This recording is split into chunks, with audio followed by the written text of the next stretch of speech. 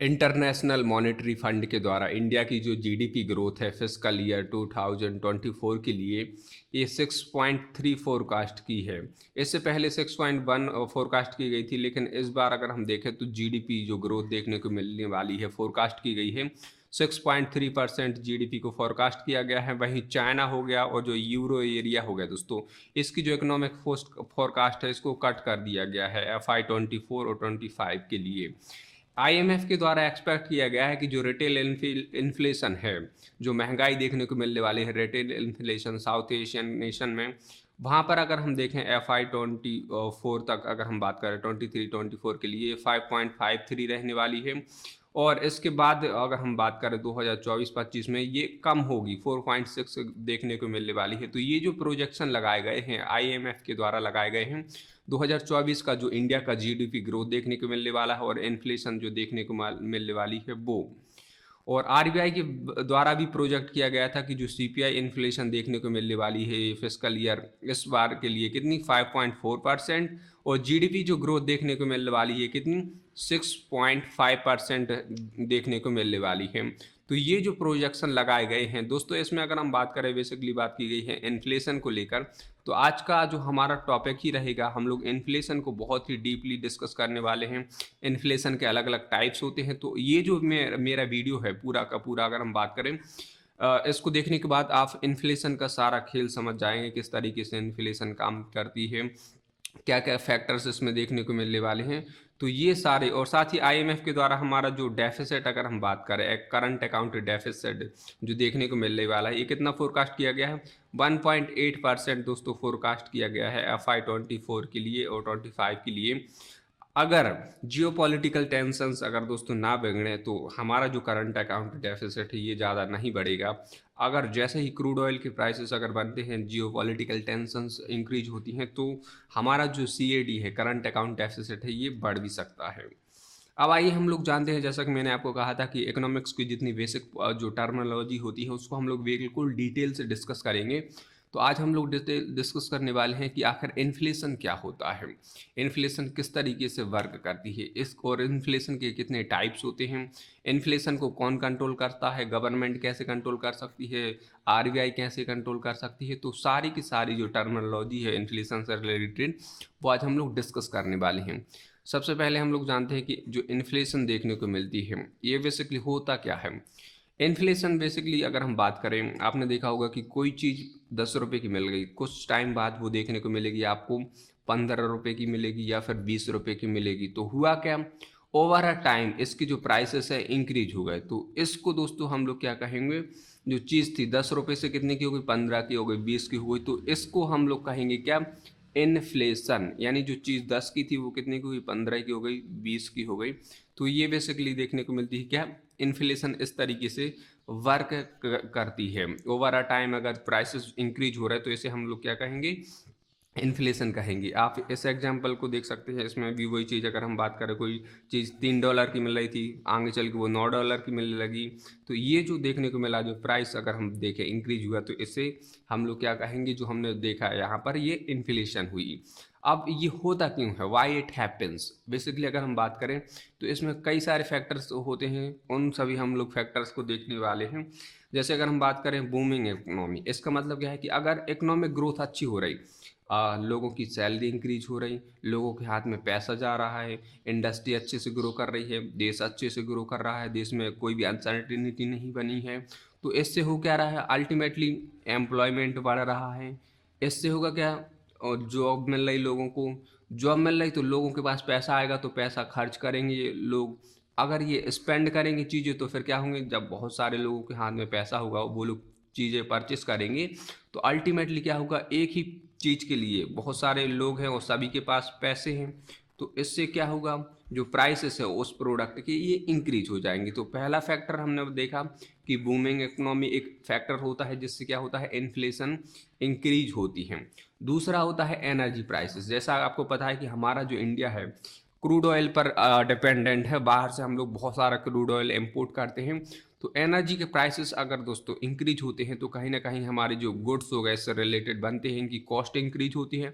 Cost increase हुई, transportation का खर्चा इंक्रीज हुआ, तो अल्टीमेटली जो कॉस्ट है, प्रोडक्ट की जो कॉस्ट है, प्राइसेस हैं, ये क्या हो जाएंगे, इंक्रीज होना शुरू हो जाएंगे। तो एनर्जी का फैक्टर भी एक इम्पोर्टेंट रोल निभाता है कि अगर एनर्जी के प्राइसेस इंक्रीज हुए, शिपिंग हुए, गुड्स हुए, ट्रांसपोर्टेशन का खर्चा बढ़ा, तो इस सब में होगा क्या कि जो प्राइसेस हैं अल्टीमेटली प्रोडक्ट के भी बढ़ाने पड़ेंगे। तो जो इकोनॉमी, अगर हम बात करें इंडिया की, हमारी इकोनॉमी पूरी डिपेंडेंट है एनर्जी के प्राइस, जो एनर्जी हम लोग बाहर से, ऑयल है हम लोग कहाँ से, बाहर से खरीदते हैं।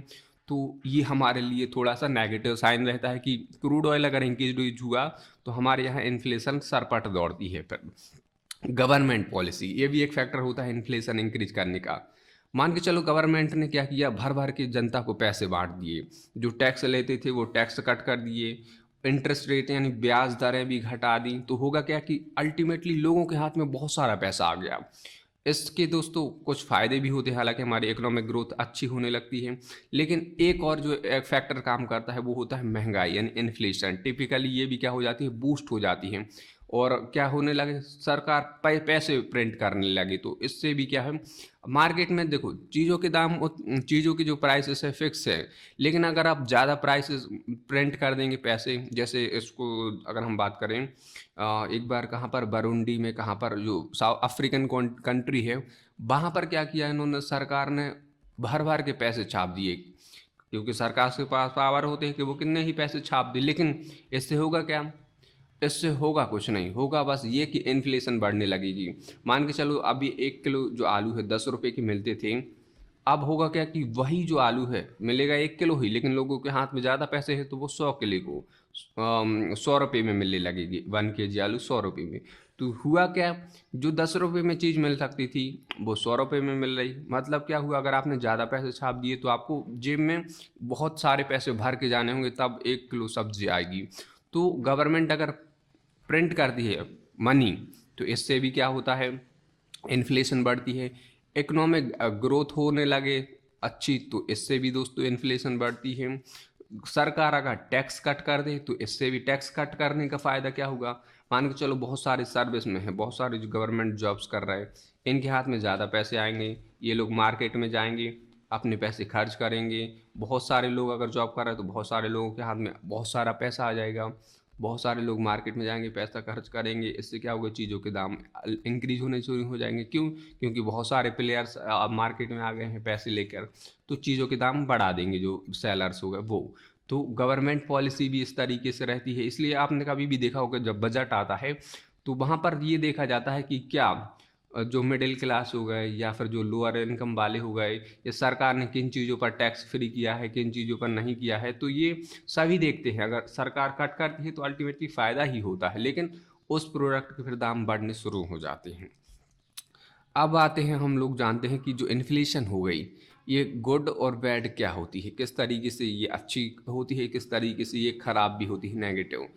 अगर हम बात करें इसका अच्छा जो इम्पैक्ट देखने को मिलता है महंगाई का, वो क्या होता है, कंज्यूमर्स जो हो गए उनको एनकरेज करती है कि आप और पैसे खर्च करिए और करिए। क्यों, क्योंकि होता है क्या है कि अगर लोग सोचते हैं कि अगर अभी पैसा खर्च नहीं किया तो हो सकता है उस जो प्रोडक्ट है उसके दाम अभी 100 है, 100 रुपये मान के चलो, 100 रुपये का 1 ग्राम सोना मिल रहा, मान लो, हालांकि इतना नहीं मिलता है, मान लो 100 रुपये का 1 ग्राम सोना मिल रहा है, लोग सोचेंगे यार अभी अगर नहीं खरीदा तो ये आगे चल के 200 का हो जाएगा, तो लोग फिर अभी खरीदना शुरू करेंगे, बहुत सारे लोग खरीदना शुरू कर देंगे। तो ये क्या कर रहा है, अल्टीमेटली सोने की जो डिमांड है इसको बढ़ा रहा है, एंकरेज कर रहा है, लोग पैसे ज़्यादा खर्च कर रहे हैं। तो एक तो ये हो गया कि कहीं ना कहीं जो गोल्ड हो गया, इसकी क्या हो रही है, सेलिंग इंक्रीज हो रही, तो ये तो भाई प्रॉफिट की बात है। तो कंज्यूमर को एंकरेज करती है अगर एक जो इन्फ्लेशन बढ़ रही है। और क्या होता है भाई, वेजेस भी बढ़ते हैं। क्यों, क्योंकि होगा क्या कि भाई मान के चलो एक हम लोग मान लेते हैं चिप्स की फैक्ट्री है, चिप्स की अचानक से बहुत ज़्यादा सेलिंग बढ़ गई, तो होगा क्या कि इसका प्रोडक्शन भी बढ़ाएगा, प्रोडक्शन बढ़ा है तो कंपनी को भी फ़ायदा हुआ, कंपनी को फ़ायदा हुआ तो उसने जो वहाँ पर वर्कर्स है उसको भी बोनस दिए, उसको भी पैसे दिए। तो एक तो ये फ़ायदा हुआ कि उसकी सैलरी भी बढ़ी। और क्या हो जाते हैं, और अगर हम बात करें जैसे some incentive like your house हो गए, usually go price along with inflation, यानी अपने जो आपने मान के चलो कोई प्रॉपर्टी में इन्वेस्ट किया, इन्फ्लेशन बढ़ी तो आपके उस प्रॉपर्टी के प्राइसेस भी इंक्रीज हो गए, आपके घर के प्राइसेस भी इंक्रीज हो गए। तो ये तो गुड इम्पैक्ट हमने देखे। अदर साइड भी होती है दोस्तों, इसके नेगेटिव इम्पैक्ट भी होते हैं। क्या होते हैं? Your money why less than it before. जैसा कि आपने सुना होगा कि जो आपके पिताजी हो गए, आपके दादा हो गए, वो कहते थे कि हम लोग 1 किलो में पहले 1 महीने का राशन ले आते थे, लेकिन अब 1 रुपये का कोई वैल्यू नहीं रहा, कोई मतलब नहीं। 1 रुपये में कुछ नहीं आता, 1 रुपये में एक टैबलेट भी नहीं आती है। तो ये हुआ क्या कि जो मनी है आपका, इसकी जो परचेसिंग पावर है लेस देन हो गई जो पहले हुआ करती थी। तो एक तो बैड इम्पैक्ट ये हुआ, इन्फ्लेशन बढ़ी। आपको पता था कि भाई 100 रुपये में 1 ग्राम सोना मिलता था, अब नहीं मिलता। अब वही आपको देना पड़ेगा 10,000 रुपये, 1 लाख रुपये देना पड़ेगा। तो हुआ क्या कि चीज़ उतनी ही मिल रही, लेकिन आपकी जो बाइंग हो गई, जो आपकी जो मनी हो गए, वो उससे आप कम कर पाएंगे। तो एक तो बैड इम्पैक्ट ये हुआ। साथ ही क्या होता है, interest rate goes up making borrowing more expensive. देखो इन्फ्लेशन बढ़ रही भाई, तो इसको कंट्रोल करना पड़ेगा। कैसे करेंगे? आरबीआई क्या करती है, इंटरेस्ट रेट बढ़ा देती है। तो होता क्या है कि मनी की सप्लाई थोड़ी टाइट हो जाती है। तो इससे होगा क्या, होगा ये कि जो चीज़ों के दाम हो रहे ये उतने ज़्यादा फिर नहीं बढ़ पाएंगे। तो बोरोइंग यानी उधार लेना बंद कर देंगे आज। क्यों? क्योंकि भाई ब्याज दरें ज़्यादा बढ़ गई। आप ज़्यादा ब्याज में क्यों पैसे लेंगे? पैसे नहीं लेंगे तो लोगों के पास पैसा नहीं जाएगा, थोड़ी सी कंट्रोल हो जाएगी। तो अल्टीमेटली ये देखा गया है कि जब भी इन्फ्लेशन बढ़ती है तो इंटरेस्ट रेट भी बढ़ा दिए जाते हैं। तो इससे क्या होता है, जो बोरोइंग हो गई ये यानी उधार लेना, अगर आपको लेना है कहीं से लोन लेना है तो ये एक्सपेंसिव हो जाता है। कुछ इसके इन्वेस्टमेंट से रिलेटेड भी अगर हम देखें तो बैड इम्पैक्ट देखने को मिलती है। क्या? Lose value. होता क्या है कि मान के चलो आपने इन्वेस्ट किया, एक 100 रुपये इन्वेस्ट किया, इन्फ्लेशन बढ़ी 10% से, तो आपको उसके प्राइसेस तो 90 हो गए ना 100 की। और मान के चलो आपको उसमें रिटर्न भी नहीं मिला, तो 100 के 90 हो गए। तो ये तो आपका भाई लॉस हो गया। आपकी वैल्यू 100 रुपये की वैल्यू जो बची कितनी बची? 90 रुपये बची। तो ये होते हैं इसके कुछ बैड इम्पैक्ट्स। अब आते हैं दोस्तों, बहुत ये तो मैंने इम्पैक्ट बता दिए। कई टाइप्स की इन्फ्लेशन होती है, जिसमें से आज हम लोग मेजर जो बात करने वाले हैं वो 8 टाइप की होती हैं। बहुत सारे लोगों को दोस्तों पता नहीं होता कि आखिर डिमांडेबल इन्फ्लेशन क्या होती है, कॉस्टफुल इन्फ्लेशन क्या होती है, लो इन्फ्लेशन क्या होती है, एक बहुत खतरनाक सिचुएशन होती है डिफ्लेशन, एक और होती है stagflation, galloping inflation, hyper inflation, skewflation. तो इन सारी चीज़ों को दोस्तों, ये आपने अक्सर न्यूज़ में सुना होगा, तो इनको भी हम लोग बहुत डिटेल से जानने वाले हैं कि आखिर ये होती क्या है, ये टाइप्स। कई बार दोस्तों फ्रिक्वेंटली अगर हम बात करें, ये हमारा जो यूपीएससी का सिलेबस है उसमें जीएस पेपर 3 जो आपको देखने को मिलता है, जिसमें पूरा का पूरा इकोनॉमी आती है। तो ये हमारे उसके पॉइंट ऑफ व्यू से, साथ ही साथ दोस्तों प्रीलिम्स में भी इससे बहुत सारे क्वेश्चन आते हैं। तो प्रीलिम्स के पॉइंट ऑफ व्यू से भी दोस्तों ये जो सारे चैप्टर्स हैं, पूरा का पूरा इन्फ्लेशन, ये कोर्स टॉपिक है दोस्तों। इन्फ्लेशन, महंगाई, पूरा का पूरा अगर हम देखें जो मेजर टॉपिक्स होते हैं उसमें, तो इन्फ्लेशन एक बहुत ही की फैक्टर होता है दोस्तों हमारे एग्जाम के पॉइंट ऑफ व्यू से। अब पहला जो टाइप है उसको हम लोग जानने वाले हैं कि डिमांड पुल इन्फ्लेशन होती क्या है, ये कैसे डेवलप होती है, किस तरीके से डिमांड बढ़ती है ये इन्फ्लेशन। ये दोस्तों डिमांड एंड सप्लाई का यहाँ बहुत ही ज़्यादा डिसाइड वो है रोल रहता है, डिसाइडिंग रोल रहता है इन्फ्लेशन के लेवल में। अब इसको समझते हैं किस तरीके से। मान लो आप गर्मियों का हम लोग एग्जाम्पल ले लेते हैं। गर्मी में होता क्या है, गर्मी में दोस्तों बहुत तेज़ गर्मी होती है, तो इससे होते क्या है, जो ठंडी चीज़ें हो गई वो ज़्यादा क्या होती हैं, सेलिंग होती हैं। तो कई बार आपने देखा होगा कि बहुत जैसे मैं अंगूर मान ले या फिर संतरा मान ले, इनके प्राइसेस अप हो जाते हैं। क्यों होते हैं? क्योंकि इनकी डिमांड बढ़ जाती है। तो एक फैक्टर तो ये हुआ कि अगर डिमांड इंक्रीज हो रही तो उससे भी इन्फ्लेशन होगी। तो इस टाइप की जो इन्फ्लेशन होती है इसे डिमांड पुल इन्फ्लेशन कहते हैं। इसमें अगर हम देखें तो वेयर डिमांड कंज्यूमर रेमेन और सप्लाई हैज़ गोन डाउन, एक फैक्टर ये भी होता है कि मान के चलो हम लोग अंगूर का ही एग्जांपल लेते हैं। एक एक सिचुएशन ये बन सकती है कि बहुत सारे लोग अंगूर चाहिए, तो एक ये हो गई भाई कि भाई अंगूर भी सप्लाई ठीक है, लेकिन इसकी डिमांड अचानक से बहुत ही रैपिडली इंक्रीज हो गई, तो इससे इन्फ्लेशन बढ़ गई, यानी डिमांड पुल। दूसरा फैक्टर ये होता है कि मान के चलो अंगूर की अगर सप्लाई कम हो जाए भाई, ये तो सप्लाई ठीक चल रही है सर, यहाँ पर सप्लाई ठीक चल रही है, लेकिन यहाँ पर होगा क्या कि अगर सप्लाई डाउन हो जाए, सप्लाई ही डाउन हो जाए, तो इससे भी क्या होगा, मान के चलो जब कम चीज़ें रहेंगी मार्केट में भाई, तो पैसे उसके इंक्रीज हो जाएंगी। तो ये आपको देखने को मिलता है कि डिमांड बड़ी हुई है, लेकिन सप्लाई भी अगर कम हो जाए, डाउन हो जाए सप्लाई, तब भी क्या होते हैं, प्राइसेस जो है इंक्रीज हो जाते हैं। तो इस टाइप के इन्फ्लेशन को हम लोग क्या कहेंगे, डिमांड पुल इन्फ्लेशन। बहुत ही सिंपल भाषा में, अगर प्रोडक्ट की डिमांड ज़्यादा है और सप्लाई उसकी लो है, तब भी ये, और हाई डिमांड की वजह से क्या हो जाएगी, उसके प्राइसेस इंक्रीज हो जाएंगी। तो एक फैक्टर ये हुआ। और एक फैक्टर, अगर सप्लाई डाउन हो जाए लेकिन जो डिमांड है वो उतनी ही है, तब भी क्या होगा, ये फिर से इन्फ्लेशन को सर पर दौड़ाएगा। तो इसे कहते हैं हम लोग डिमांड पुल इन्फ्लेशन। अब आते हैं भाई कॉस्ट पुल इन्फ्लेशन। इसका एग्जांपल मैं आपको बता रहा हूँ कि मान के चलो हम लोगों ने क्या किया, जम्मू कश्मीर से हम लोग क्या खरीदने वाले हैं भाई, सेब खरीदने वाले हैं। जम्मू कश्मीर से हम लोग सेब खरीदने वाले हैं और इसे हम लोग बेचेंगे कहाँ, मुंबई में बेचने वाले हैं। तो जम्मू कश्मीर से हमें मुंबई तक भाई आना होगा। अब इसमें लगेगा भाई ट्रांसपोर्ट का खर्चा लगेगा। उसके अलावा क्या होगा, ट्रांसपोर्ट में भाई जो हम लोग यूज करने वाले हैं वो हम लोग ट्रक यूज करने वाले हैं। अब ट्रक में डलता है भाई फ्यूल। क्या डलता है, फ्यूल डलता है। अब होगा क्या कि मान के चलो क्रूड ऑयल यानी कच्चे तेल के प्राइस बढ़ गए, तो इससे क्या हुआ, डीजल और पेट्रोल के प्राइस भी इंक्रीज हो गए। तो एक फैक्टर तो ये हुआ क्या कि भाई ट्रांसपोर्ट का खर्चा बढ़ गया, कॉस्ट इंक्रीज हो गई। तो अब जो सेव आएगा भाई, जम्मू कश्मीर से हम लोगों ने इसको खरीदा था 10 रुपये में, 10 रुपये का पर केजी खरीदा था। मुंबई में भाई इसमें क्या हुआ, फ्यूल के प्राइसेस बढ़ गए। पहले जो 100 रुपये का आता था पेट्रोल, अब ये भाई 150 रुपये का पेट्रोल आने लगा 1 लीटर। तो अब हुआ क्या कि ये जो सारा है, अब ये सेव से दोस्तों ये प्रोडक्ट बिकेगा तो इससे खरीदा जाएगा। अब यही 10 रुपये की चीज़ मुंबई में बिकेगी भाई 200 रुपये में, तभी तो दोस्तों जो बेच रहा है उसको प्रॉफिट होगा। तो इस तरीके से जो इन्फ्लेशन हुई, इसमें हुआ क्या कि हमारी फ्यूल की कॉस्ट इंक्रीज हो गई, ट्रांसपोर्ट का खर्चा इंक्रीज हो गया, यानी कॉस्ट इंक्रीज हुई। तो फाइनल जो प्रोडक्ट है 10 रुपये का जो मिलना था, ये 200 रुपये में मिल रहा। तो इस टाइप में हुआ क्या कि हमारी जो कॉस्ट है प्रोडक्ट को बनाने में, जो मैन्युफैक्चर करने में जो कॉस्ट है, ये हमारी क्या हो गई, इंक्रीज हो गई।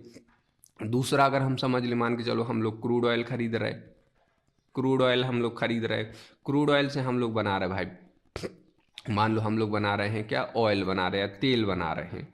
तो इसमें क्या हुआ, हमारा रॉ मटेरियल क्या है, क्रूड ऑयल, कच्चे तेल के ही प्राइस इंक्रीज हो गया। तो जो इससे बनेगा, तेल बनेगा, ऑयल बनेगा, ग्रीस बनेगा, ये सब क्या हो जाएगी, रॉ मटेरियल की प्राइसेस इंक्रीज हुई, यानी रॉ मटेरियल क्या है, कच्चा तेल। तो इससे भी दोस्तों क्या देखने को मिलेगा, कॉस्ट बढ़ गई। दूसरा फैक्टर देखने को मिलता है, आप बजट में देख सकते हैं। बजट में आपको क्या देखने को मिलता है कि कई बार सरकार क्या करती है, कुछ चीज़ों पर क्या करती है, टैक्स इंक्रीज कर देती है। तो टैक्स इंक्रीज हुए तो इससे हुआ क्या कि उसकी कॉस्ट है जो ज़्यादा इंक्रीज हो जाएगी, टैक्स ज़्यादा चुकाना पड़ेगा। तो फिर उससे हुआ क्या कि प्रोडक्ट जो आपको देखने को मिल रहा उसकी प्राइसेस फिर इंक्रीज हो गए भाई, फिर इंक्रीज हुए तो फिर इन्फ्लेशन रैपिडली दौड़ने लगी। तो ये कॉस्ट इंक्रीज होने की वजह से हुआ क्या, फिर से हमारी जो इन्फ्लेशन है ये सरपट इंक्रीज होने लगी। तो ये एक होता है दोस्तों। और अगर हम देखें वेजेस अगर पेड करने लगे, लेबर हो गए, इनकी भी अगर हम बात करें इंक्रीज कर देंगे, तब भी ये कॉस्ट है। जैसे हुआ क्या कि एक कोई प्रोडक्ट बन रहा है, इसमें होता क्या है कि ट्रांसपोर्ट भी खर्चा लगता है, लेबर भी उसमें लगी रहती है, उसमें रॉ मटेरियल यूज कर होता है। इसको मैं एक मिनट इसको मिटा लेता हूँ मैं सारा। यहाँ देखो, हम लोग कोई मान के चलो बनाने वाले हैं क्या, प्रोडक्ट में हम लोग क्या बनाने वाले हैं दोस्तों, यहाँ पर हम लोग बनाने वाले हैं एक कार में क्या होगा, कार के लिए भाई हमें इंफ्रास्ट्रक्चर चाहिए। चलो वो तो हमने बना लिया, इंफ्रास्ट्रक्चर बना लिए भाई। उसके अलावा उसमें हमें लेबर भी चाहिए, लेबर के अलावा उसमें हमें बहुत सारा लोहा भी चाहिए, रॉ मटेरियल भी चाहिए, रॉ मटेरियल भी ले लिया भाई। इसके बाद दोस्तों बनने के बाद जब ये सेल होगी तो इस पर गवर्नमेंट टैक्स भी लेगी। तो ये सारे फैक्टर अगर थोड़े थोड़े से भी इंक्रीज हो रहे हैं, यानी लेबर के प्राइसेस इंक्रीज हुए, मजदूरों ने मांग की कि हम 100 की जगह 200 रुपये लेंगे, तब भी भाई कॉस्ट इंक्रीज हो रहे हैं ना फाइनल प्रोडक्ट की, कार की। तो ये भी इन्फ्लेशन दौड़ाएगा। मान के चलो जो रॉ मटेरियल है इसमें मान के चलो लोहा हो गया, स्टील हो गया, ये यूज हो रहा है, एल्यूमिनियम हो गया, तो इसके ही रॉ मटेरियल के प्राइस इंक्रीज हो गए, फिर कार महंगी हो जाएगी। और क्या देखने को मिलता है, इंफ्रास्ट्रक्चर महंगा हो जाए, मान के चलो क्या हुआ, इलेक्ट्रिसिटी हो गई और भी छोटी छोटी चीज़ें होंगी, इसके प्राइसेस इंक्रीज हुई है, फिर कार महंगी हो गई। टैक्सेस बढ़ा दिए, सरकार ने कहा कि इस बार लैंड रोवर हो गई या फिर जो महिंद्रा थार हो गई, इस पे हम लोग इस बार 200% का टैक्स इंक्रीज कर रहे हैं भाई, तो इसके प्राइसेस फिर इंक्रीज हो गए।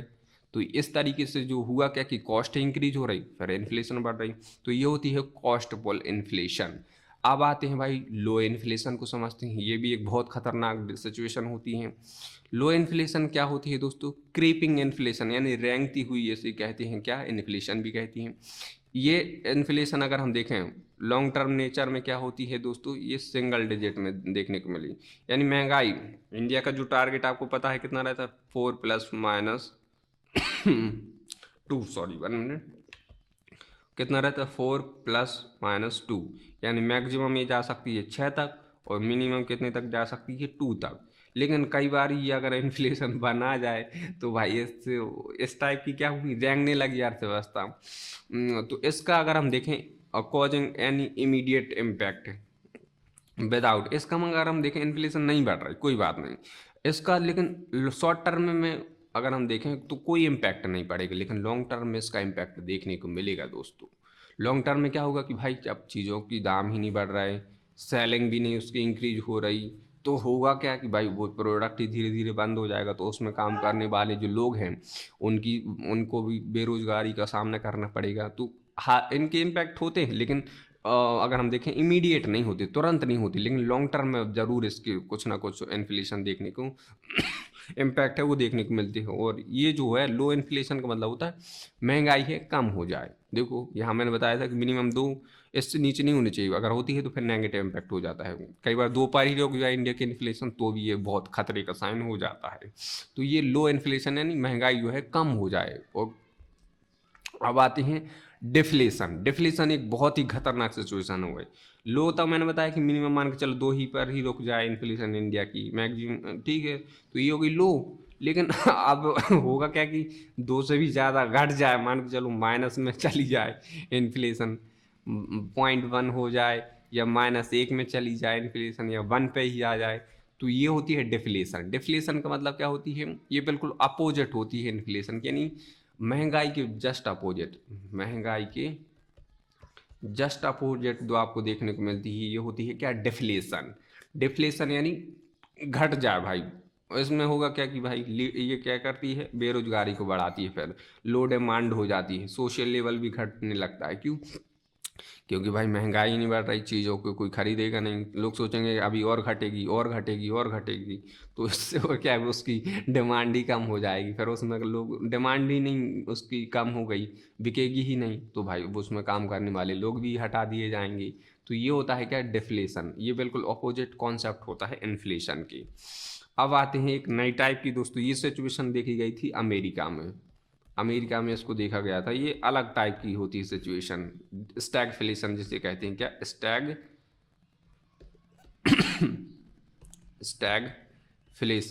स्टैगफ्लेशन दोस्तों इसे कहते हैं, फ्लेशन, मिस्टेक्स हो सकती है दोस्तों लिखने में, लेकिन आप समझिएगा कि स्टैगफ्लेशन होती क्या है। इसमें दोस्तों क्या होती है, joining hand with inflation and the situation is term as a, इसमें होगा क्या कि अनएम्प्लॉयमेंट और इन्फ्लेशन का कॉम्बिनेशन इसमें बनता है, और इसको ही क्या कहेंगे हम लोग, क्या कैसे बनता है, during stagflation overall economy witness very little growth, यानी जो अर्थव्यवस्था हो गई, इकोनॉमी हो गई, ये बड़ी बहुत ही कम, मिनिमम कई बार स्टेबलाइज हो जाएगी, 0.2 ही ग्रोथ में देखने को मिल रही, और या 1 ही देखने को मिल रही, तो मतलब हो ही नहीं रही इकोनॉमिक ग्रोथ। जैसे अमेरिका में क्या देखा गया था कि 2% के आसपास क्या हो गई थी, उसकी कोल रुक गई थी, 1% के आसपास उसकी ग्रोथ है रुक गई थी, बढ़ ही नहीं रही थी। तो इकोनॉमिक जो ग्रोथ है ये क्या हो गई दोस्तों, वेरी लिटिल, बहुत ही कम हो जाए। और जो प्राइसेस ऑफ गुड्स है मूविंग हाई, यानी अर्थव्यवस्था बढ़ नहीं रही, चीज़ों के दाम हाई है, और अनएम्प्लॉयमेंट रेट भी क्या है दोस्तों, ये हाई है। तो इस टाइप की सिचुएशन जो देखने को मिलेगी क्या है, स्टैगफ्लेशन। मतलब क्या हुआ, ये रुक सी गई, अर्थव्यवस्था रुक गई, इन्फ्लेशन है, अनएम्प्लॉयमेंट भी भाई बहुत हाई है। तो ये अलग टाइप की जो सिचुएशन होती है, इसमें क्या होता है, स्टैगफ्लेशन आपको देखने को मिलती है। अब आते हैं हम लोग गैलोपिंग इन्फ्लेशन, ये भी एक टाइप देखने को मिलता है इन्फ्लेशन का।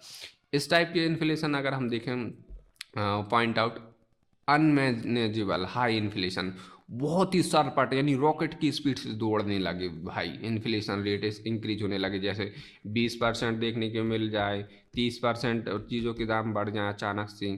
तो ऐसे आपको इन्फ्लेशन देखने को मिली थी कब, जब भी कभी भी अनसर्टिनिटी बनी हो दोस्तों, चाहे जियोपॉलिटिकल टेंशन हो, या इंडिया में अगर हम बात करें आपको देखने को मिली थी कब, जब वॉर हुई थी, इंडिया और चाइना की वॉर हुई, उस टाइम पर आपको जो सिचुएशन देखने को मिली, या फिर बहुत ही ज़्यादा सूखा। जैसे आपको पता है कि हमारा जो सिचुएशन है, हम लोगों ने क्या किया, 1962 की लड़ाई लड़ी, 1900 हम लोगों ने 72 में जब बांग्लादेश बना था तब भी फाइटिंग की, 1965 में हम लोगों ने लड़ाई लड़ी। तो जब भी आपने वॉर की सिचुएशन देखी हो, तो वहाँ का आप इन्फ्लेशन का चार्ट देखिएगा, वहाँ बहुत ही सरपट प्राइसेस इंक्रीज हुए हैं दोस्तों। तो ये होती है गैलोपिंग इन्फ्लेशन, बहुत ही मान के चलो 100% इंक्रीज हो जाए, मान के चलो कोई 10 रुपये की चीज़ थी, इसमें भाई इतना इजाफा हो कि भाई 100 रुपये की हो गई 10 रुपये की चीज़। तो ये जो इन्फ्लेशन इस टाइप की बढ़ती है, इसे कहते हैं क्या, गैलोपिंग इन्फ्लेशन, सर पर दौड़ती हुई महंगाई। अब हाइपर इन्फ्लेशन, ये और ज़्यादा खतरनाक सिचुएशन होती है। इन्फ्लेशन आ लार्ज साइज एक्सेलरेट मिलियंस और a trillion money every years in term of hyper inflation. इसमें अगर हम देखें तो बहुत ही ज़्यादा प्राइसेस में सूट अप होने लगे, ये और ज़्यादा, अगर हम बात करें मेट्रो की स्पीड से अगर प्राइसेस इंक्रीज होने लगे, मेट्रो अगर हम बात करें बुलेट ट्रेन की तरह बढ़े अगर प्राइसेस, बुलेट ट्रेन इसका राइट एग्जांपल है, बुलेट ट्रेन की जैसे अगर चीज़ों के दाम बढ़ें बहुत ही रैपिडली, तो इससे हम लोग क्या कहेंगे, हाइपर इन्फ्लेशन। हाइपर इन्फ्लेशन, बहुत ही कम टाइम में बहुत ज़्यादा चीज़ों के प्राइसेस इंक्रीज हो जाएंगे, तो इसे हाइपर इन्फ्लेशन कहते हैं। अब आते हैं स्क्यूफ्लेशन, ये एक नई टाइप की सिचुएशन हो जाती है। इसका इम्पैक्ट अगर हम देखें तो किसी एक पर्टिकुलर सेक्टर में पड़ेगा। मान के चलो हम आईटी सेक्टर मान लें कि आईटी सेक्टर बढ़ ही नहीं रहा, रुक सा गया, और डिफ्लेशन फेस कर रहा, उसमें ग्रोथ ही नहीं हो रही है। तो इस टाइप की जो सिचुएशन अगर हम देखें, ग्रोथ ही नहीं हो रही उसमें, किसी पर्टिकुलर सेगमेंट, किसी पर्टिकुलर सेक्टर में, आईटी सेक्टर हम लोगों ने एग्जांपल लिया, तो इसमें मान के चलो ग्रोथ ही नहीं हो रही, तो इस और इवन वहाँ पर डी ग्रोथ होने लगा। तो इससे और साथ ही अगर हम देखें remain unaffected due to the price increase, तो इस टाइप की जो सिचुएशन है ये स्क्यूफ्लेशन होती है। Such inflation can cause mainly due to the external factors होते हैं that are internal to country और ग्लोबल, ये सारे फैक्टर होते हैं, एक्सटर्नल फैक्टर बाहरी, कुछ आंतरिक फैक्टर्स भी हो सकते हैं, ग्लोबल फैक्टर भी हो सकते हैं। तो ये सारी चीज़ें जो हैं कहीं ना कहीं देखने को मिलती हैं क्या, स्क्यूफ्लेशन में, यानी अगर हम बात करें ग्रोथ ही ना हो किसी पर्टिकुलर एक सेगमेंट में, हालांकि कुछ इकोनॉमी सही चल रही हो लेकिन एक सेक्टर जो है रिसेशन फेस कर रहा हो, तो इसे स्क्यूफ्लेशन कहते हैं। अब दोस्तों ये तो सारे हमने जाने इन्फ्लेशन के टाइप। अब यहाँ से हमारा सारा का सारा जो खेल शुरू होने वाला है वो होने वाला है कि महंगाई को हम लोग किस तरीके से, इस बढ़ती हुई घोड़े को, बेलगाम घोड़े यानी महंगाई को किस तरीके से काबू में ला सकते हैं। तो इसके लिए जो हमारा सारा का सारा तामझाम है, आरबीआई है, उसका पूरा का पूरा नेटवर्क हम लोग यहाँ से समझने वाले हैं। किस तरीके से एमपीसी वर्क करती है, किस तरीके से आरबीआई मैनेज कर सकती है इन्फ्लेशन, थोड़ा सा गवर्नमेंट का रोल भी समझेंगे। तो यहाँ से हम लोग इस बढ़ती हुई महंगाई को काबू करने का प्रोसेस जानने वाले हैं। सबसे पहले हम लोग समझते हैं कि आखिर जो एमपीसी देखने को मिलती है, मॉनेटरी पॉलिसी कमेटी देखने को मिलती है, ये कब इंट्रोड्यूस की गई, कब इसको लाया गया। तो जब उर्जित पटेल दोस्तों देखने को मिले थे, आरबीआई के गवर्नर थे, तो उस टाइम को इसको पहली बार इंट्रोड्यूस किया गया था। तो क्वेश्चन आएगा कि फर्स्ट जो मॉनेटरी पॉलिसी है किसने इंट्रोड्यूस की थी, कब इंट्रोड्यूस की गई थी। तो फर्स्ट जो इंट्रोड्यूस की गई थी, जो आइडिया था, ये किसका था दोस्तों, उर्जित पटेल जो आरबीआई के गवर्नर थे, इसका था। इसको बाद में गवर्नमेंट, जो आइडिया था इनका, गवर्नमेंट ने इसको सेटअप कर दिया बाद में। 7 मेंबर की कमेटी थी, हालांकि अब इसमें 6 मेंबर्स देखने को मिलते हैं। इसमें अगर हम देखें जो मॉनेटरी पॉलिसी कमेटी है, ये क्या करती है, ये असिस्ट क्या करती है, ये दोस्तों आरबीआई जो रिजर्व बैंक है इसका फॉर्मूलेशन अगर हम देखें, मॉनेटरी पॉलिसी डिपार्टमेंट इसका फॉर्मूलेशन करता है इसका पॉलिसी का। साथ ही इसमें जो एमपीसी है इसमें 6 की मेंबर्स होते हैं, हालांकि चेंजेस हो गए मेंबर्स में, अभी बताऊंगा कुछ कौन कौन से मेंबर्स होते हैं इसमें। मॉनेटरी पॉलिसी कब आई थी दोस्तों, पूछा जाएगा कि भाई उर्जित पटेल जो थे और ये पहली बार आई थी, कब आई थी, ये आई थी 27 जून 2016 को दोस्तों ये आई थी। और ये सभी क्या करती हैं, फाइनेंशियल ओपन मार्केट जो डिपार्टमेंट हो गया और ऑपरेशनलाइज करती हैं, day to day liquidity management का भी काम करती हैं। और ये हर अगर हम बात करें क्वार्टर में इसकी जो है इन्फ्लेशन को लेकर रिपोर्ट्स आती हैं। अब इसका स्ट्रक्चर समझने वाले हैं। ये तो हमने जाना कि कब आई थी मॉनेटरी पॉलिसी, फर्स्ट इंट्रोड्यूस कब की गई थी, कौन थे गवर्नर उस टाइम पर, इसको सेटअप कब किया गया था। अब इसके स्ट्रक्चर को समझने वाले हैं। सबसे पहले आपको एक बहुत महत्वपूर्ण एक्ट है ये पता होना चाहिए, आरबीआई का एक्ट है, आरबीआई एक्ट ऑफ 1934, 1934 का ये अधिनियम है। इसके तहत क्या किया गया, एमपीसी को कॉन्स्टिट्यूट यानी संवैधानिक दर्जा दिया गया। इसमें जो सेक्शन है 45 ZB जो सेक्शन है ये इसके तहत एमपीसी को गठित किया गया सेंट्रल गवर्नमेंट के द्वारा। फर्स्ट मीटिंग कब हुई एमपीसी की, 3 अक्टूबर 2016 को, कहाँ पर, मुंबई में हुई। ये फर्स्ट मीटिंग हुई दोस्तों एमपीसी की। अब अगर हम देखें ये डिटरमाइन क्या करती है, इंटरेस्ट रेट को दोस्तों देखती है। साथ ही इन्फ्लेशन का जो टारगेट है, टारगेट क्या है इन्फ्लेशन का इंडिया का, मैंने अभी बताया 4+-2 का टारगेट रहता है। तो ये अचीव करने का काम रहता है दोस्तों, इसको ना 6 से ज़्यादा हो ना 2 से कम हो, तो ये पॉलिसी बनाती है एमपीसी, इसको देखती है। एमपीसी अगर हम देखें दोस्तों एटलीस्ट 4 टाइम होनी चाहिए। 4 टाइम जैसा कि मैंने बताया कि था कि एक साल में कितने क्वार्टर होते हैं, हर क्वार्टर 3 महीने का होता है। तो तो कितने क्वार्टर हुए एक साल में, 4 क्वार्टर्स हुए। तो हर क्वार्टर्स में दोस्तों इसकी मीटिंग्स होनी चाहिए मीटिंग्स होनी चाहिए। और इसमें कोरम होता है, कोरम बेसिकली क्या काम करता है, जब हम लोग पॉलिटी पढ़ेंगे तो वहाँ इस कोरम को बहुत ही अच्छे से समझेंगे। अभी मैं कोरम आपको बता दे रहा हूँ कि मान के चलो एमपीसी है, एमपीसी जो कमेटी है, सॉरी सी होने चाहिए, एमपीसी में कितने 6 मेंबर्स होने चाहिए। तो 6 अगर मान के चलो, 6 में से अगर मान के चलो 4 ही हैं तब ये मीटिंग हो सकती है एमपीसी की। अगर 4 से कम हुए, यानी जो कोरम है, मिनिमम कोरम कितना होना चाहिए, 4 मेंबर्स तो एटलीस्ट होने चाहिए, 4 से कम नहीं होने चाहिए। तो कोरम की कितना रखेंगे, 4 मेंबर्स एटलीस्ट इसमें होने चाहिए, 4 से कम नहीं होने चाहिए। यहाँ के सारे जो दोस्तों फैक्टर जो हैं आपके प्रीलिम्स के लिए इंपॉर्टेंट है, तो आप ध्यान से सुनिएगा। ईच मेंबर्स हैज़ 1 वोट, यानी हर मेंबर के लिए कितना 1 वोट रहता है। और इक्वल हर जो है इक्वल रहती है, मान के चलो जो वोटिंग पावर है वो भी इक्वल रहती है। और गवर्नमेंट हैज़ अ सेकेंड और कास्टिंग वोट रहती है।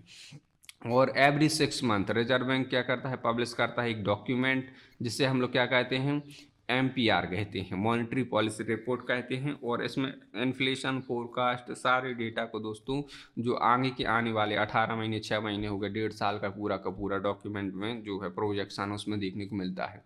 अब मैंने कहा था कि आपको बताऊंगा कि इस कमेटी में कौन कौन मेंबर्स होते हैं। हालांकि ये मेंबर्स चेंज हो गए दोस्तों, ये जो चेंज हो गए होंगे। हालांकि मैंने अभी रिसेंटली चेक नहीं किया, क्योंकि ये जो स्लाइड है मैंने 1 महीने पहले ही बनाई थी।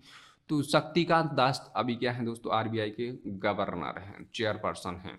तो इस कमेटी में अगर हम देखें तो आरबीआई के गवर्नर रहते हैं, डेप्यूटी गवर्नर रहते हैं, साथ ही और मेंबर्स भी रहते हैं दोस्तों आरबीआई के। यानी 3 मेंबर्स आरबीआई के रहते हैं, 3 जो है सेंट्रल गवर्नमेंट के द्वारा नॉमिनेट किया जाता है वो रहते हैं।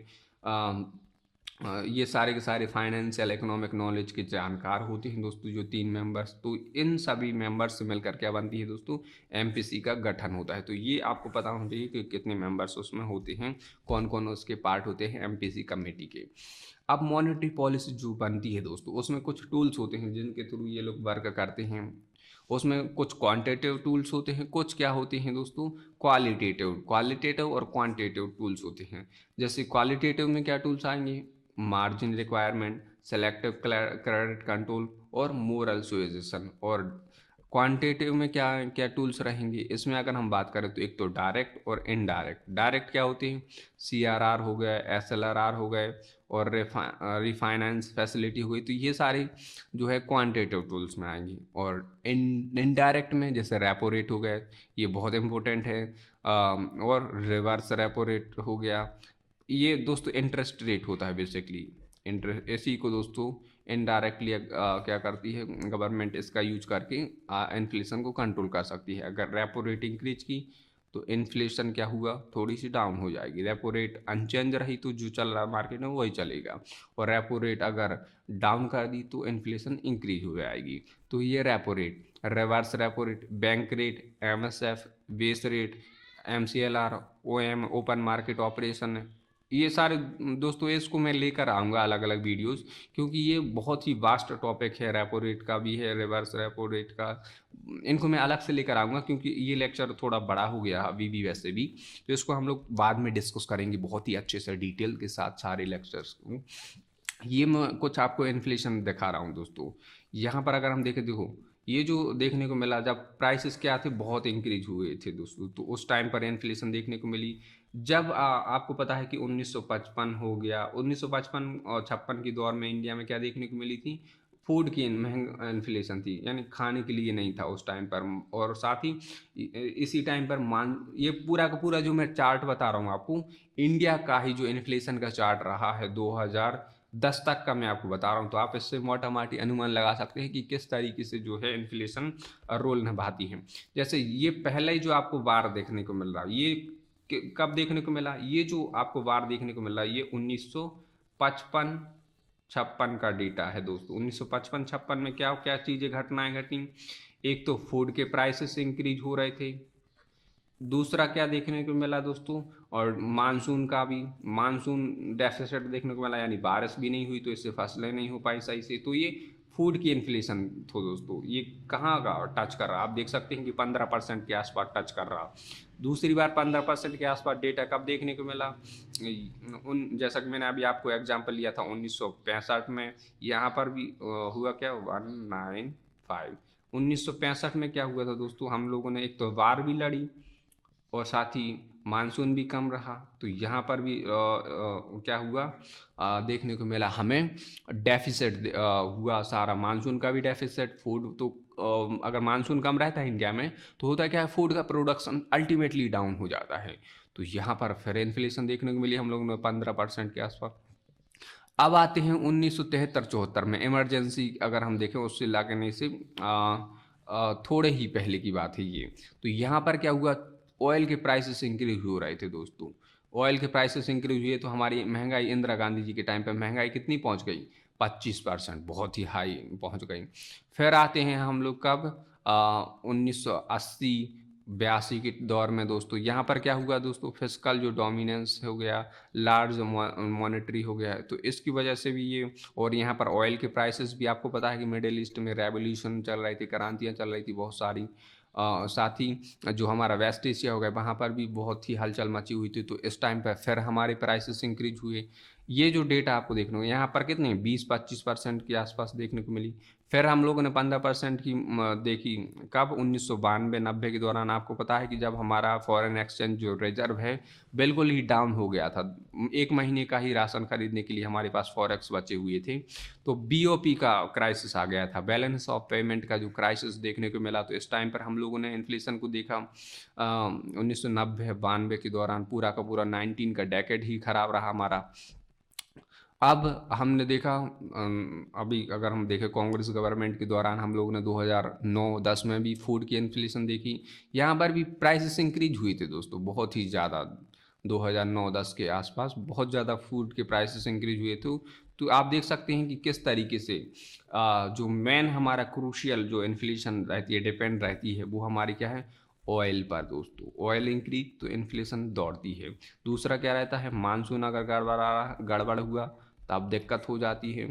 तो ये सारी चीज़ें हमें देखने को मिलती हैं, इंक्रीज होता है दोस्तों इससे इन्फ्लेशन। अब ये भी आप देख सकते हैं 1953 से लेकर 2010 का पूरा डेटा मैंने आपको बताया कि पहली जो थी मानसून कम हुआ, फूड इन्फ्लेशन इंक्रीज हुई। दूसरा यहाँ पर मानसून कम हुआ, हम लोगों ने बहुत सारी जो इंडिया चाइना वॉर भी देखी जिसमें हम लोग हार भी गए थे दोस्तों, वो देखी। यहाँ पर आपको देखने को मिला दोस्तों तेल के प्राइसेस इंक्रीज हो रहे थे और इमरजेंसी भी लगी थी भारत में। तो 20-25% के आपने यहाँ देखी दोस्तों 25% की इन्फ्लेशन। यहाँ पर हम लोगों ने देखा जब अनसर्टनिटी थी, वेस्ट एशिया में हो गया, मिडिल ईस्ट हो गया दोस्तों, वहाँ पर साथ ही पॉलिसीज वगैरह भी बहुत सारी रैपिडली चेंज हो रही थी यहाँ पर। तो ये इन्फ्लेशन देखिए, बीओपी का यहाँ पर हमें देखने को मिला, बैलेंस ऑफ पेमेंट का जो क्राइसिस देखने को मिला, तो यहाँ पर प्राइसेस इंक्रीज हुए। फिर से हम लोगों ने 9-10% की यहाँ पर महंगाई देखी 2010-11 में, जब मनमोहन सिंह जी क्या थे दोस्तों, मनमोहन सिंह हमारे प्रधानमंत्री थी। तो उस टाइम पर क्रूड ऑयल के प्राइसेस इंक्रीज हुए, तो फिर दोस्तों महंगाई हम लोगों ने फील की। तो ये पूरा का पूरा चार्ट हम लोगों ने देखा। अब आते हैं दोस्तों, इन्फ्लेशन किस तरीके से मेजर की जाती है। मैं बार बार ये वर्ड ले रहा हूँ कि इन्फ्लेशन होती क्या है, कितने टाइप की होती है इन्फ्लेशन, कैसे क्या क्या हो तक सकता है। अब इसको हाउ वी मेजर, कैसे हम लोग इसको मापते हैं, मापने का क्या पैटर्न रहता है। तो इसमें दोस्तों अगर हम बात करें, दो जो महत्वपूर्ण फैक्टर होते हैं, एक तो होते हैं होलसेल प्राइस इंडेक्स और एक होता है कंज्यूमर प्राइस इंडेक्स। होलसेल में हम लोग जो होलसेल वाली चीज़ें होंगी दोस्तों, उस पर जो अगर इन्फ्लेशन हुई तो वहाँ से मापते हैं। और जो रिटेल इन्फ्लेशन है वो हम लोग कहाँ से मापते हैं, सीपीआई यानी कंज्यूमर प्राइस इंडेक्स से मापते हैं। एक तरीके से एक बास्केट होती है कंज्यूमर प्राइस इंडेक्स में, जिसमें अलग अलग प्रोडक्ट रखे होते हैं। इन सब का प्रोडक्ट के बाद जो इंडेक्स बनता है उसे हम लोग क्या कहते हैं, सीपीआई कहते हैं दोस्तों। इसमें बहुत सारे अलग अलग प्रोडक्ट रहते हैं, इस पूरे बास्केट को ही हम लोग क्या कह देते हैं दोस्तों, सीपीआई ओवर, इसको मापते हैं। पूरा इंडेक्स का जो निकल के आता है डेटा, उसे हम लोग सीपीआई कहते हैं। अब कंट्रोल करने का मेथड क्या होता है, तो ये समझिए कैसे कंट्रोल करते हैं। इसके देखो, अगर आप ओपन मार्केट सेलिंग, ये आपने देखा होगा वर्ड, वो कई बार न्यूज़ में आता है, OMO यानी ओपन मार्केट ऑपरेशन होती है। इसमें क्या होते हैं, आरबीआई जो सिक्योरिटीज हो गई इनको सेल कर देती है। इससे होगा क्या कि जो रिवर्स रिक्वायरमेंट हो गई, बैंक रेट डिस्काउंट हो गई, इंटरेस्ट रेट हो गई, तो ये राइज हो जाते हैं दोस्तों। और क्या हो सकता है, अगर कॉन्ट्रैक्शनरी फिस्कल पॉलिसी है तो इसमें क्या हो जाएंगे, lower government spending, taxes increase हो जाएंगे। ये फिस्कल पॉलिसी के थ्रू कंट्रोल कर सकते हैं, यानी कॉन्ट्रैक्ट कर रहे हैं। जो फिस्कल पॉलिसी में सरकार क्या कर रही, पैसे ही कम खर्च कर रही, टैक्सेस बढ़ा रही, तो इससे होगा क्या कि भाई फिर से लोगों के पास पैसे कम जाएंगे। तो ये देखने को मिला। दूसरा क्या है, डायरेक्ट कंट्रोल, प्राइस कंट्रोल करने लगे। लेबर जो प्रोडक्शन है ये इंक्रीज हो जाए, वेजेस कंट्रोल करने लगे। और एंटी होर्डिंग कैंपेन, ये सारी चीज़ें भी दोस्तों डायरेक्ट कुछ मेजर्स होते हैं इन्फ्लेशन को कंट्रोल करने की। यानी अगर हम कंक्लूजन पूरा का पूरा इस लेक्चर का देखें इन्फ्लेशन का, तो होता क्या है इन्फ्लेशन में, इन्फ्लेशन क्या है, इंक्रीज होने लगी प्राइसेस, यानी कोई भी प्रोडक्ट है, चीज़ें हैं ओवर अ टाइम, तो इससे हम लोग क्या कहेंगे, इन्फ्लेशन। अच्छा होता है दोस्तों इन्फ्लेशन, अगर कोई इकोनॉमी बढ़ रही है तो अच्छा होता है। लेकिन इसके नेगेटिव इम्पैक्ट्स भी हम लोगों ने जाने। तो हमें एनर्जी के प्राइसेस इंक्रीज हो रहा है, तो ये भाई ये भी एक कॉज होता है कि इन्फ्लेशन बढ़ने लगे। गवर्नमेंट पॉलिसी, टैक्सेस अगर सरकार काट कर दे तो इससे भी दोस्तों इन्फ्लेशन देखने को मिलती हैं। ये हम लोगों ने जाना। इसके कुछ मिक्स इम्पैक्ट भी हम लोगों ने जाने बीच बीच में। डिफ्लेशन का दौर भी हम लोगों ने जाना, स्क्यूफ्लेशन भी जाना, डिप्रेशन बहुत ही खतरनाक सिचुएशन होती है। ये ज़्यादा डीप सिचुएशन हो जाती है कि डिफ्लेशन लॉन्ग टाइम तक अगर बनी रहे, यानी डी ग्रोथ होने लगी चीज़ें, तो फिर रिसेशन में जाने लगती हैं, डिप्रेशन में चीज़ें जाने लगती हैं। तो ये बहुत खतरनाक होती है। यहाँ तो कंपनियां ही बंद होने लगती हैं, लोगों के रोजगार छिनने लगते हैं, लोगों के पास कम पैसे आने लगते हैं डिप्रेशन में। ये क्वेश्चन है, इसको आप अटेम्प्ट करिएगा कि कौन कौन इसका राइट आंसर क्या हो सकता है, आप इसको ध्यान से पढ़िएगा। हालांकि मैंने SLR CRR इसको अभी डिफाइन नहीं किया है सही तरीके से, मैं इसके जल्द लेक्चर लेकर आऊँगा, तो वो भी आप देखिएगा, मज़ा आएगा आपको। और इसकी PDF चाहिए तो आप यहाँ पर सरल भारत एजुकेशन सर्च करेंगे तो वहाँ आपको सीरीज मिल जाएगी, इसकी PDF मिल जाएगी, तो वहाँ से आप इसको डाउनलोड कर सकते हैं। दोस्तों अगर आपको ये वीडियो देखने में मज़ा आया हो तो भाई कमेंट बॉक्स में ज़रूर बताइएगा। ऐसे ही और वीडियोस देखने हैं तब भी आप ज़रूर बताइएगा। और अगर आपको मज़ा आया हो, कुछ समझ में ना आया हो, तो वो भी बताइएगा। मिलते हैं दोस्तों हम लोग किसी और ऐसे ही कॉन्सेप्चुअल टॉपिक के साथ। हमारे वीडियोस जो रहेंगे कॉन्सेप्ट पर वो हम लोग नियरली 45-40 मिनट के आसपास ही रखेंगे, क्योंकि जो कॉन्सेप्ट होते हैं दोस्तों वो से 5-10 मिनट में नहीं समझा सकते हैं, क्योंकि ओवरऑल देखें उसके मल्टीपल डायमेंशंस हमें देखने को मिलती हैं, तो सारी डायमेंशंस हमें कवर करनी होती हैं। तो इस लेक्चर को आप ध्यान से देखिएगा, पढ़िएगा, समझिएगा। फिर दोस्तों हम लोग किसी और अगला वीडियो आपको किस टॉपिक पे चाहिए वो भी आप बताइएगा कमेंट बॉक्स में, और वीडियो को शेयर, चैनल को सब्सक्राइब ज़रूर करिएगा। जय हिंद दोस्तों।